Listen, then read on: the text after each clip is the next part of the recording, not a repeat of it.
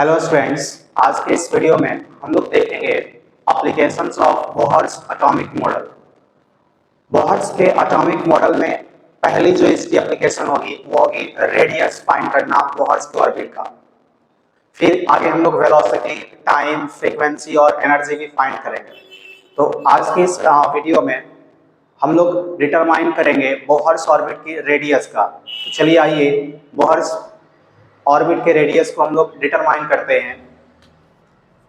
ध्यान दें, अगर मान लेते हैं कि एक एटम है और इसके अराउंड कोई आपका एक सेल है जिसकी रेडियस हमें फाइंड करनी है।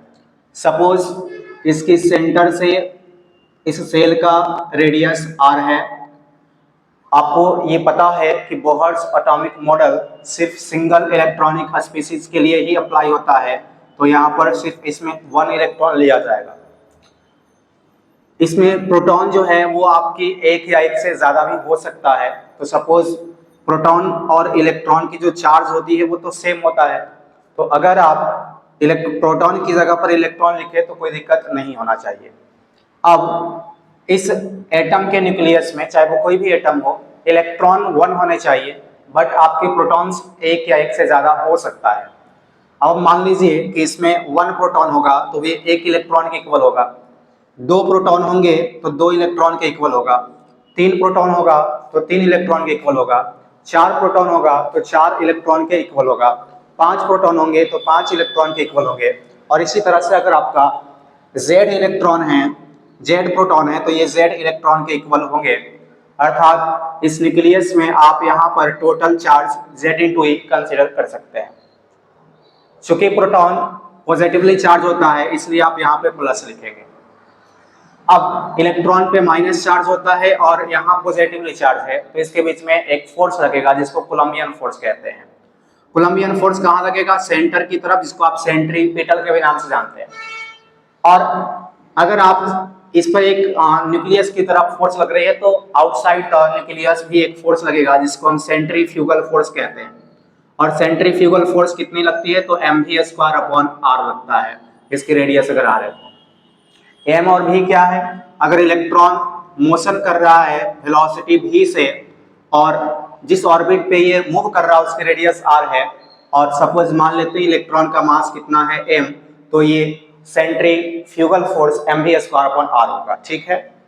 अब चूंकि यहाँ पर जो फोर्स लगने वाला है ये कोलम्बियन फोर्स लगेगा और ये फॉर्मूला होता है k q1 q2/r² होता है। यहाँ अगर आप इस चार्ज को Q1 मान ले और इसको Q2 मान ले इलेक्ट्रॉन को, तो एक कोलम्बियन फोर्स लगेगा। तो कोलम्बियन फोर्स हम लोग लिख सकते हैं, Coulombian force is equal to k Q1 Q2/r²। अब Q1 की प्लेस पर आप पुट करेंगे Z/E, तो ZE पुट करेंगे, इंटू Q2 की प्लेस पर E पुट करेंगे, तो यहाँ हो जाएगा आपका कोलम्बियन फोर्स K ZE²/r²। लेकिन जो सेंटर की तरफ फोर्स लग रहा होगा इलेक्ट्रॉन पे वो must be equal to the, है ना, आउटसाइड द जो सेंटर लग रहा है या अवे फ्रॉम द सेंटर लग रहा है वो इक्वल होनी चाहिए, तभी इलेक्ट्रॉन इस ऑर्बिट पे रिवॉल्व कर सकता है। तो कोलम्बियन फोर्स जो होगा वो सेंट्रीफ्यूगल फोर्स के इक्वल होना चाहिए। यानी आप लिख सकते हैं कोलम्बियन फोर्स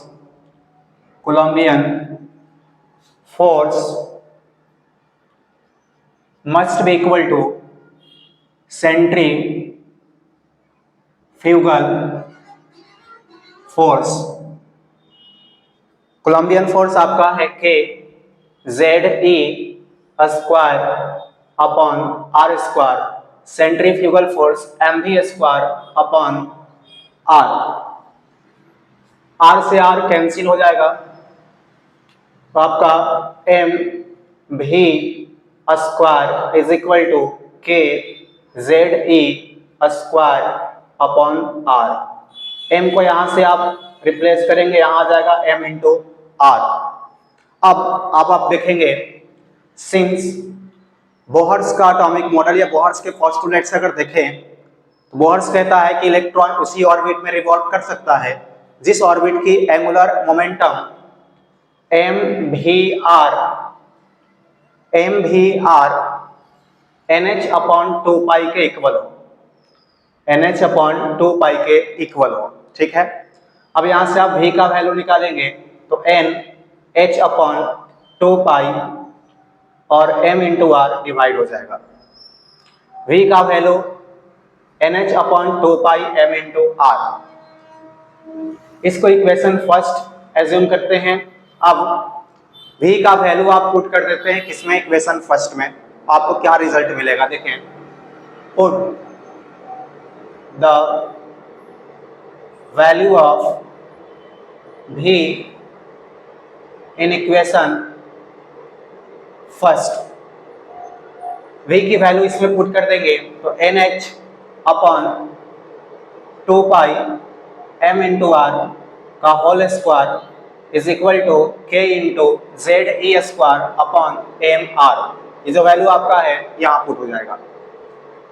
होल स्क्वायर है तो आप यहाँ से स्क्वायर ब्रेक करेंगे तो M square H square upon 2 into pi into M into R is equal to, यहाँ सब पे स्क्वायर होने वाला है, 2 पे square 4 pi square M square R square. यहाँ आपका होगा K into Z into E square upon MR, KZE square upon M into R, R से R एक कैंसिल हो जाएगा, एक M से एक M कैंसिल हो जाएगा, R को आप ऊपर भेज देंगे तो R इज इक्वल टू, बाकी सबको डिवाइड में तो N square H square upon 4 pi square, यहाँ एक M बचा हुआ रहेगा तो आप यहाँ M पुट करेंगे, नीचे और आ जाएगा आपका K इंटू ZE स्क्वायर, ये आपका R का वैल्यू आ गया। अब आप यहाँ पुट करेंगे, पुट द वैल्यू ऑफ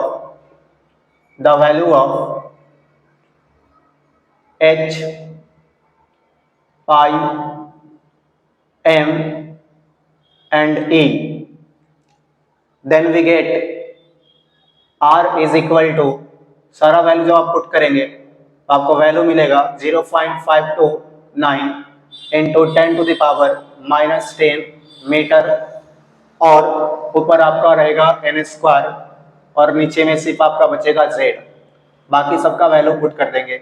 ये R निकालने का फॉर्मूला है, आप रेडियस इस प्रकार फाइंड कर सकते हैं किसी बोहर ऑर्बिट्स की। अब आप यहाँ देखें H को कहते हैं प्लांक्स कांस्टेंट, इसकी value 6.626 10 to the power -34 joule second होती है, आप इसकी वैल्यू पुट करेंगे। पाई का वैल्यू होता है 3.14, M मास ऑफ इलेक्ट्रॉन है 9.1 into 10 to the power -31 kg, E electronic charge है 1.6 into 10 to the power -19 coulomb. इन सब का जो वैल्यू आप पुट करेंगे इस वाले एक्सप्रेशन में तो आपको R का value 0.529 10 to the power -10 metre N square upon Z आने वाला है।